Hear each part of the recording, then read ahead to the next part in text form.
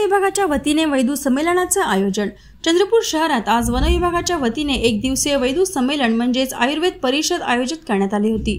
दुर्गम भागात जडीबुटींच्या मदतीने लोकांवर उपचार करणाऱ्या वैद्यांना राजमान्यता मिळावी, वैद्यांकडे असलेल्या माहितीला योग्य व्यासपीठ मिळावं, वैद्यांना आयुर्वेदिक जडीबुटी मिळण्यासाठी काय अडचणी येतात आणि यावर कशा प्रकारे मात करता येईल यासारख्या प्रश्नांवर या परिषदेच्या माध्यमातून चिंतन मनन करण्यात आलं। चंद्रपूर शहरातील प्रियदर्शनी सभागृह येथे आयोजित करण्यात आलेल्या या संमेलनाचे राज्याचे आदिवासी विकास मंत्री आणि चंद्रपूर जिल्ह्याचे पालकमंत्री डॉक्टर अशोक उईके यांच्या हस्ते उद्घाटन करण्यात आलं।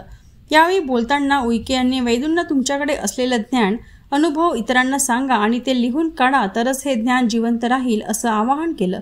सोबतच त्यांनी वैद्यांना मानधन मिळावं यासाठी पूर्ण प्रयत्न करणार असल्याचंही आश्वासन दिलं। निरोगी बनवण्याचं काम जे आहे वैद्यूच्या माध्यमातून सुरू असल्यामुळे मी हात जोडून सर्वांना विनंती करतो की आपल्याकडे असलेल्या ज्ञानाचा फायदा इतरांना झाला पाहिजे। अनेक रुग्णांना उपचार करून तुम्ही दुरुस्त केले याची शंका नाही, परंतु हे असलेले तुमचं ज्ञान जिवंत राहावं म्हणून आपण तुम्ही तुमच्याच्यानं लीन होत नसेल तर कोणाच्या तरी माध्यमातून लिहून घ्या। हे जिवंत राहिलं पाहिजे, नाही तर काय होईल? तुमच्याकडे असलेलं ज्ञान, किशोर भाऊने 2-3 उदाहरणं दिले। आज तुमच्याकडे असलेलं ज्ञान चांगल्या चांगल्या डॉक्टरकडे जवळ ज्ञान नाही। त्यामुळे माझी हात जोडून विनंती आहे की सर्व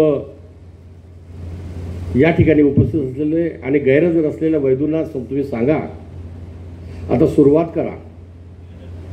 ज्ञानाचं रूपांतर हे लिहिण्यामध्ये झालं पाहिजे, लेखी आलं पाहिजे आणि त्याचा नंतर तुमच्या नंतर कोणीतरी उपचार करू शकला पाहिजे अशी मानसिकता ठेवून आपण तसा प्रयोग करावा अशी अपेक्षा करतो।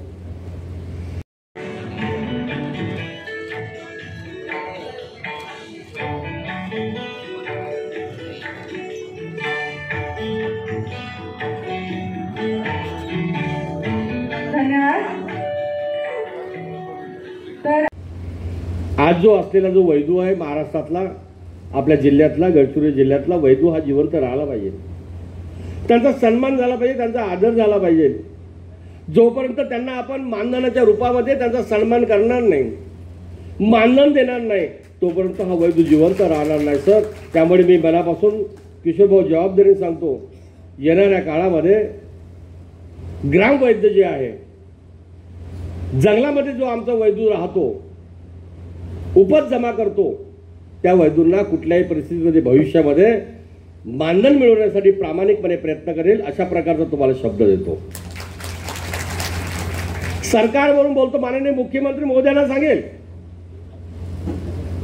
देशाचे पंतप्रधान नरेंद्र मोदी पर्यंत मी मेसेज पोहोचवेल, परंतु आज ग्रामीण भागामध्ये असलेलं जे आरोग्याच्या विषयी असलेलं ज्ञान जे आहे ते ज्ञान जिवंत राहिलं पाहिजे, तो व्यक्ती जिवंत राहिला पाहिजे, ते कुटुंब जिवंत राहिलं पाहिजे, वनाचं संरक्षण झालं पाहिजे, संवर्धन झालं पाहिजे, सोबतच अतिशय चांगला उपचार झाला पाहिजे अशा प्रकारचा संकल्प ठेवून भविष्यामध्ये आपण मानधनासाठी तुम्ही कसे पात्र होईल यासाठी 100% प्रयत्न